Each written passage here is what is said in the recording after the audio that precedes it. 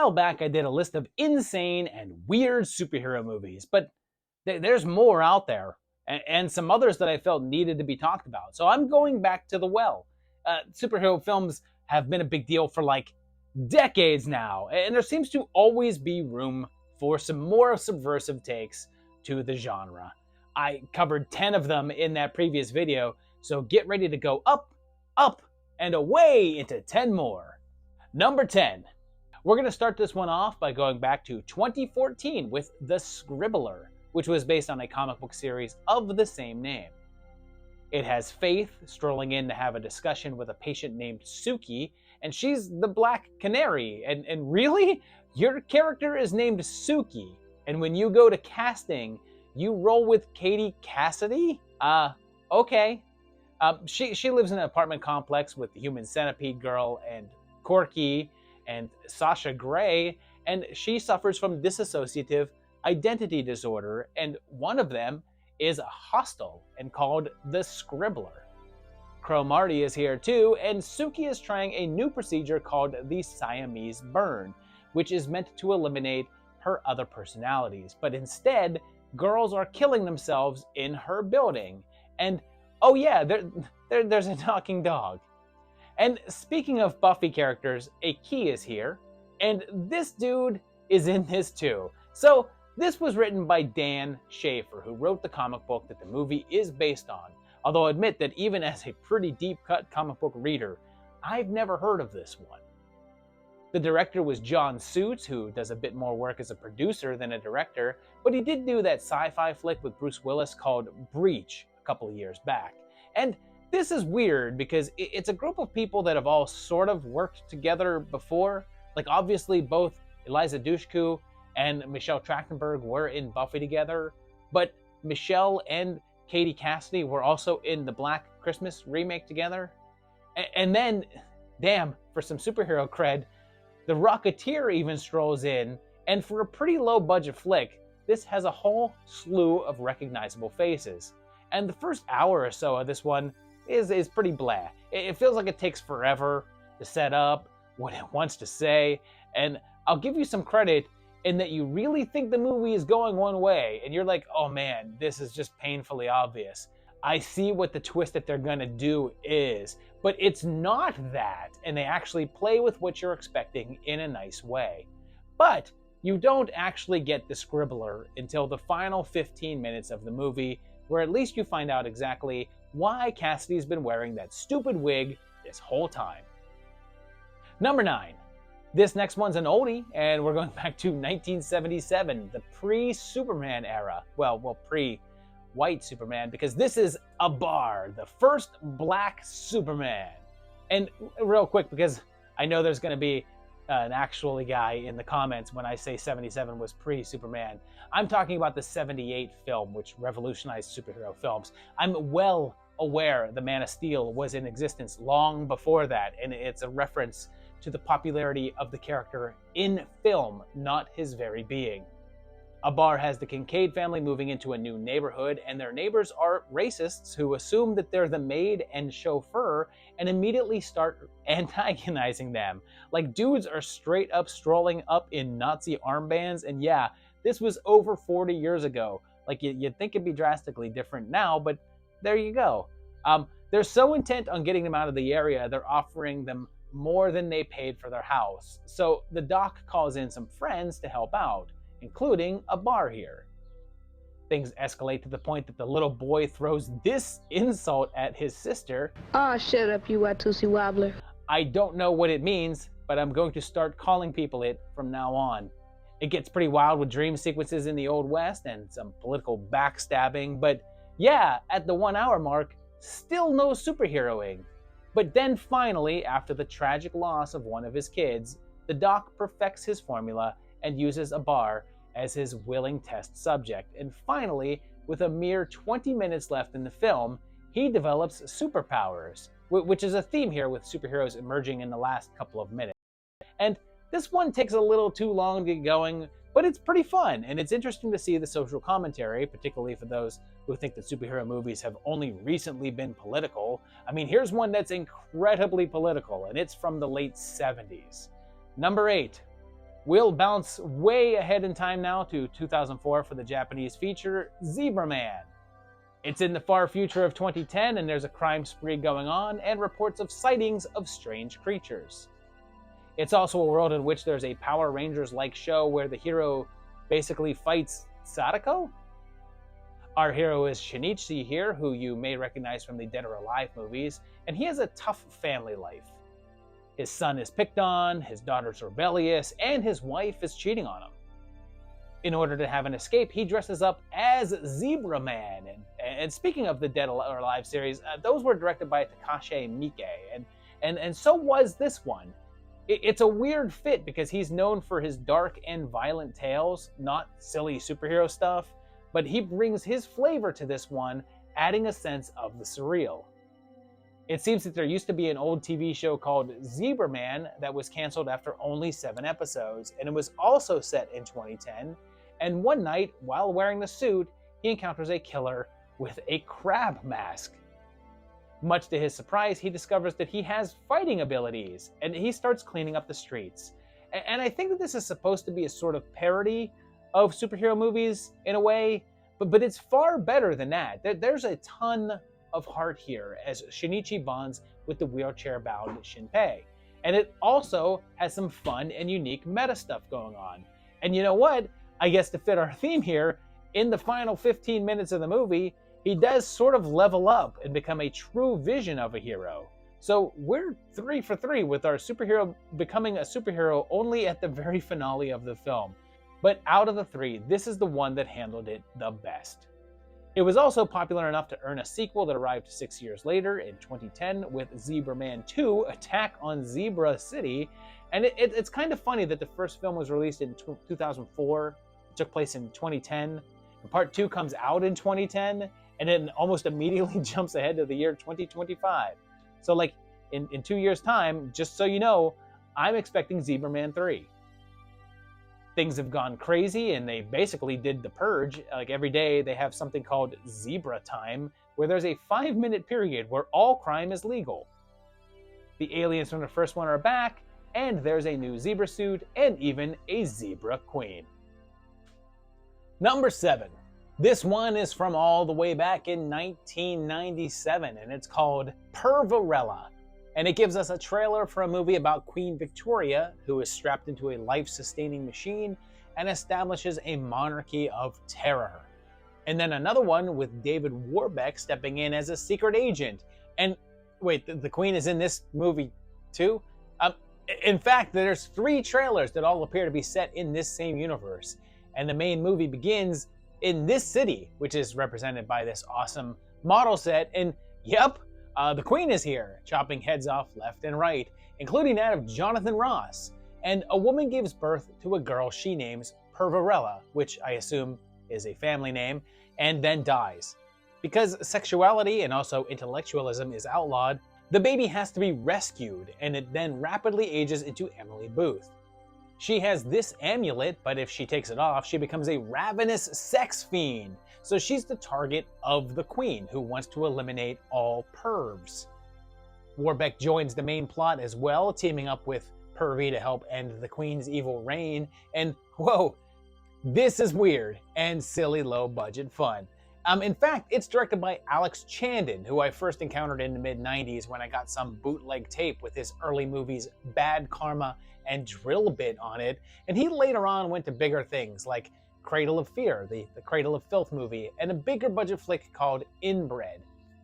It's hard to peg down what the budget was here, but it's pretty clear that it was very low, but shows off some really fun inventiveness. This was one of Booth's earlier films, and she was still going by Emily Bouffant, and it's perhaps a little less traditional superhero tale and a little bit more Barbarella, as you can probably guess from the title. It's pretty fun and silly though, and makes some good use of its budget, and I enjoyed it. Number 6. So that was a silly superhero tale with a lot of female nudity about perverts, so let's go something a bit more mainstream with, Hentai Kamen Forbidden Superhero from 2013. It has a cop who is on the job and meets a dominatrix, and the two have a son named Kyosuke.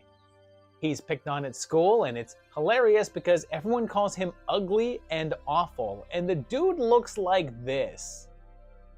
When his new crush is taken hostage in a robbery, he tries to save her and goes to put on a mask, but accidentally puts a pair of panties on his face. Son, you got a panty on your head. Which unlocks a power within him, and he becomes Hentai Kamen, which the subtitles say means panty man, but Kamen means mask, and hentai means, well, a lot of things, but it kind of means pervert.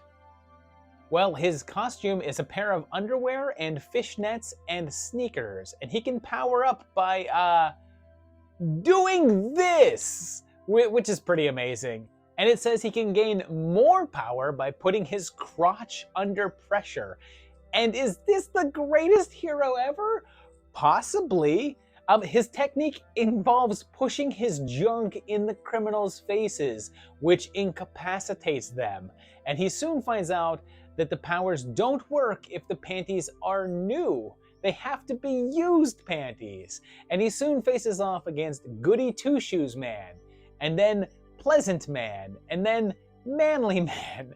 And this was based on an actual manga series that originally ran from 92 to 93, and the live-action version was directed by Yuichi Fukuda, who was known for TV shows that leaned more towards drama and romance, so this goofy comedy was a bit out of the ordinary. It was originally planned to go straight to video, but they instead went ahead and gave it a theatrical run where it didn't make a lot of money, but did far better than they expected it to. And this was a blast. It was probably the perviest thing that I have seen that still managed to feel oddly wholesome. It's a touch too long and gets a little tired in the middle of it, but there's a giant robot destroying a school at the ending, so it goes out on a bang. And there was even a sequel, like 3 years later in 2016. They followed that up with Hentai Kamen: The Abnormal Crisis, with Kyosuke and Aiko now in college. So of course I watched that too, because any movie where the main character says, "I may be a pervert, but I'm a pervert for justice," is worth watching. This has the villain returning as an awesome little spider robot, and there's even a giant crab dude. And the weird thing is just how much this one seems inspired by Sam Raimi's Spider-Man 2, only with a mostly nude man with panties on his face. Number 5. We'll next jump back to 2016 for Spaghetti Man, which has slobby Clark here, who's a bit down and out, and he lives with his friend who wants to be a cop. Clark's a bit of a dick, and one night, while microwaving some spaghetti, something happens. He starts peeing spaghetti and then realizes that he can launch noodles from his hands as well.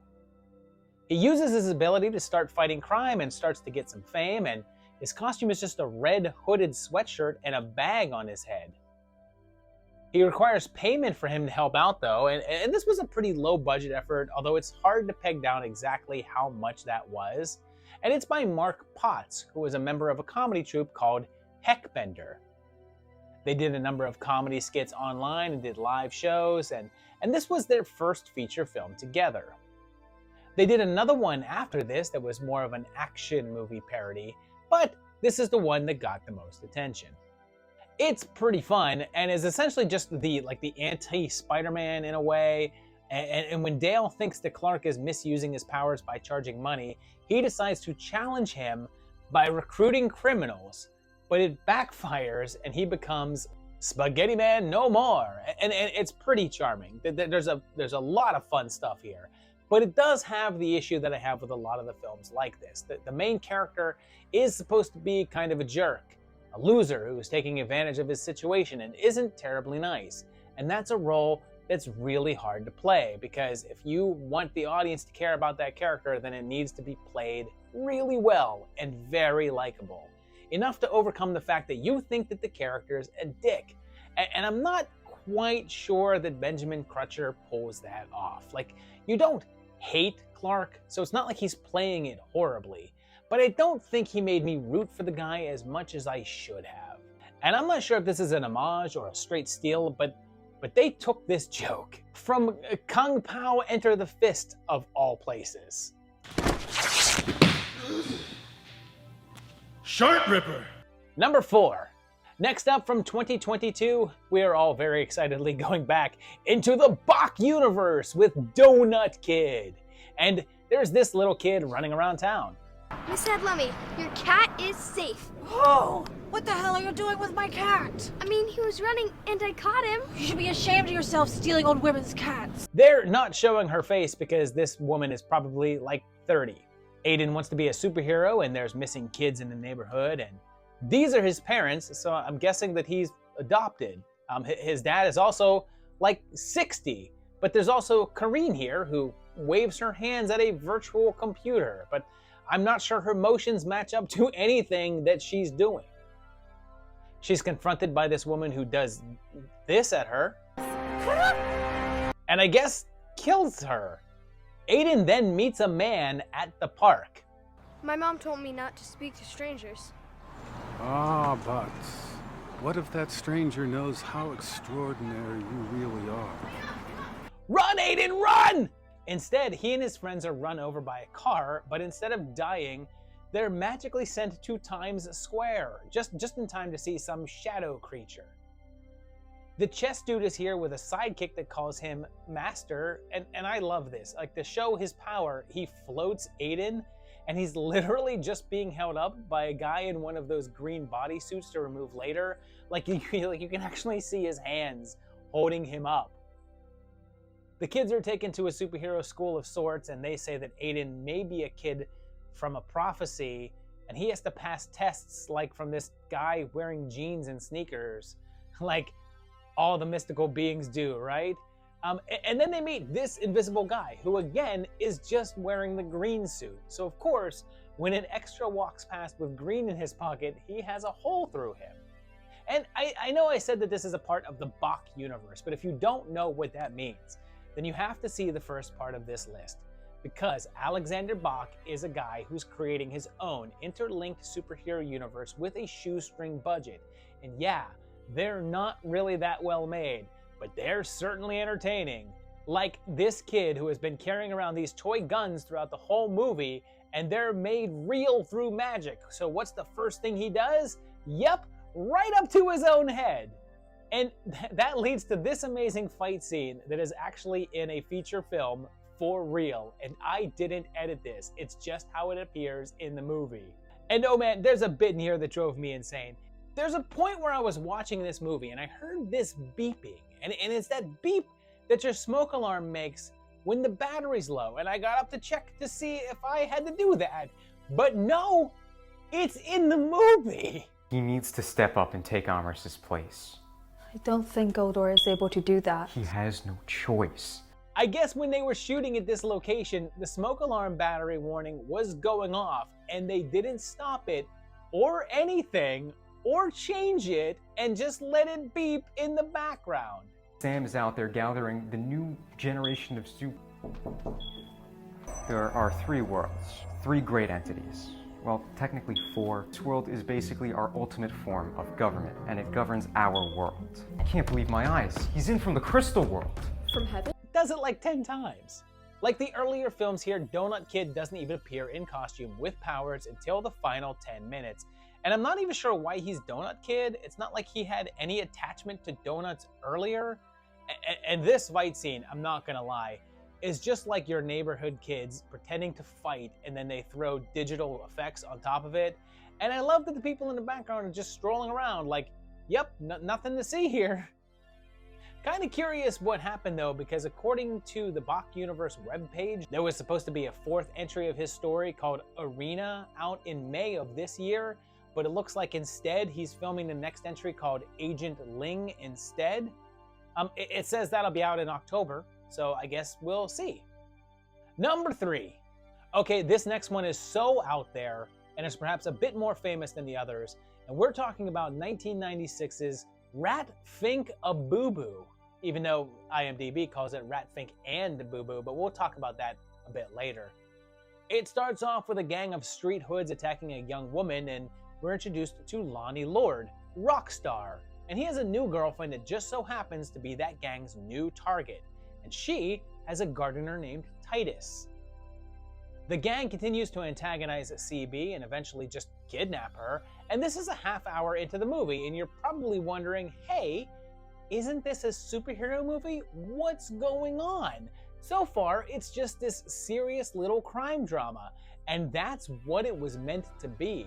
This one was directed by Ray Dennis Steckler, who did a number of great low-budget flicks back in the day, including The Incredibly Strange Creatures Who Stopped Living and Became Mixed-Up Zombies. And this film was him trying to make a serious crime flick, playing it completely straight. But after filming around half of it, he realized it wasn't working and was losing interest. But he had already spent a good amount of money on it and had this footage, so what can he do? Well, he does this! Titus, there's only one thing we can do.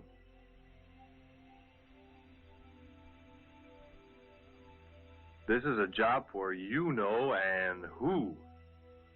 Hunter.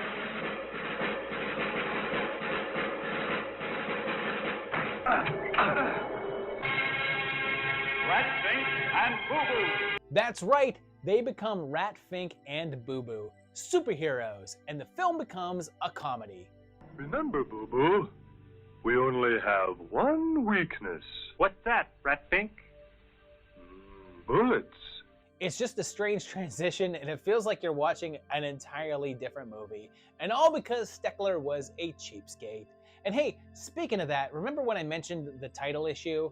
Well, apparently when they made the title animation, it was meant to read Rat, Fink, and Boo Boo. But there was an error. It said Rat, Fink, Boo Boo instead. And in order to fix it, it would cost $50. But instead of paying that money, they just rolled with it and kept the title. Now, that's the story that's told, but Steckler actually denies that and says that it was intentional because his daughter kept saying Rat, Fink, a Boo Boo over and over again, and he liked the sound of it. He says that he tells that story all the time, but everyone prefers the $50 story, and he figures if it gets people talking about the movie, then he's for it. And I'm for this movie. It's so silly. If you haven't seen it, you should check it out. If only for the weird whiplash and tone you get. I mean, there's even a gorilla on the loose in the finale. Number 2, we're jumping back to Japan again for the 2007 flick Big Man Japan, which is a documentary-style film that follows Masuru here, who seems pretty normal, but people on the street seem to fear him, and his home has been vandalized. He has a daughter, but is estranged and has a pretty simple life, but we soon discover that he's someone called Big Man Japan. After following him around for a while as he discusses his life and vaguely discusses his work, he gets a call and has to go bake, which is a code word to go to his plant where he transforms into a giant. Turns out that there's this giant weird comb-over monster called the Strangling Monster attacking and destroying buildings. So Big Man Japan shows up to fight him, and he's this giant man with purple underpants and no shirt and a pretty wild hairdo. After a battle, he stays big for a while but will shrink down on his own, and they televise his fights, but his ratings are down and public opinion on him isn't good. He comes from a line of giant superheroes and continues to battle different weird monsters that all seem to have human-looking heads, and Masaru is played by Hitoshi Matsumoto, who is part of a well-known Japanese comedy duo called Downtown, and has been popular over there since the late 80s. And not only did he play the lead here, but he also wrote and directed the film. And it actually did really well, getting played around the world and receiving some pretty strong praise in America. For a while, it looked like he was going to get a Hollywood version of it made, but that was back in 2011, and there hasn't been any movement on it since, so it's likely not happening. It's super charming and very well written, and if you watched Ultraman growing up, or even Power Rangers, this will hit a nostalgic note for you. I mean, it sure did me. And the fight scenes are hilariously surreal, to the point that he's breastfeeding little monsters. Plus, the finale just goes full-on Ultraman tribute, which is a blast, complete with, for some reason, baby-kicking action. Number 1. Our number 1 film here is a movie that several people called out in the comments on my first edition of this video, and it's 1983's The Return of Captain Invincible from Australia. It has the captain, an actual superhero from World War II, and it's the recently passed Little Mr. Sunshine. And after the war, he gets caught up in the whole McCarthy communism scare. And man, thank goodness we're past the times when people would just call anything that scared them communism, right? So he vanishes and goes into hiding for 30 years, and his arch nemesis, Mr. Midnight, played by none other than Christopher Lee, has been heading up a crime wave in New York City. And he steals something called the Hypno Ray. And oh, I guess it's sort of a musical. What the world needs now is a shining hero. I'm sure that was just a one-time thing, because the captain is soon found out by an Australian police officer, and she tries to convince him to help out, and his answer? Oh yeah, another song. Well, the line is so fine between heaven and hell, not even a hero can tell. But it takes the president himself to get him to come out of retirement, but he's way out of practice, and he has magnetic abilities that he can no longer control, that I guess activate when he gets a bit horned up, which I guess makes sense because he got his powers because aliens were watching people doing it and zapped them, and 9 days later is born with powers.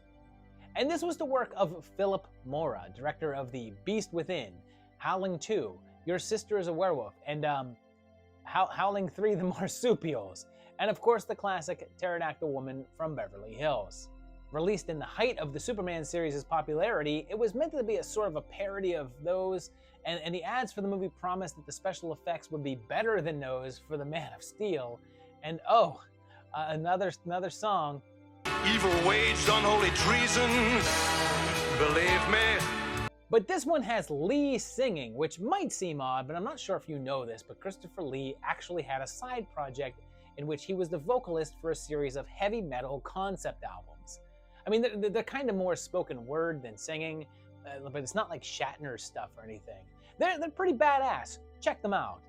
This song is also notable because it was one of 3 that were written for the movie by Richard O'Brien of Rocky Horror fame, who also sings the Captain Invincible song in the film. Who stands for me and for you and for principle? Captain Invincible, that's who. And yeah, it was kind of a bomb when it came out. It cost around 7 million Australian dollars and only made 55,000 at the box office, which, let me do the math here, carry the 5, tally that, move that over. And yeah, okay, that's less. It's honestly fairly terrible, but also extremely entertaining and a lot of fun. So there you have it, 10 more wacky, insane, strange superhero movies, or movies that are superhero based in one way or another. I'm not sure Pervarella is really a superhero, but close enough. But yeah, these were a lot of fun. Most of these were a good time. There's 1 or 2 in here that were kind of like, not so great. But for the most part, I enjoyed all of these. These were a good stretch of movies to watch. If you've seen them and enjoyed them, tell me down below in the comments. If you know of more crazy superhero movies that I might be missing out on, let me know that down below in the comments as well. I'd like to hear that. And if you enjoyed this video, consider hitting that like button. If you like what you see on the channel, subscribe to it. And if you think about it, go to my Patreon page at patreon.com/movietimelines, where you can help to keep this channel going and you can support it, which you also do just by watching this video and sharing it out to your friends. Thanks a lot for watching, and I will see you very shortly for another great video. Thanks guys, and bye-bye.